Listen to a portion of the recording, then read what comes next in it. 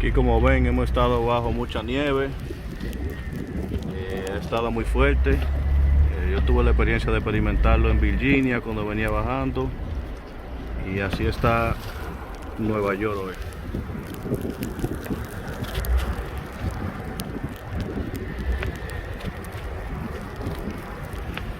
Hay que andar con mucho cuidado.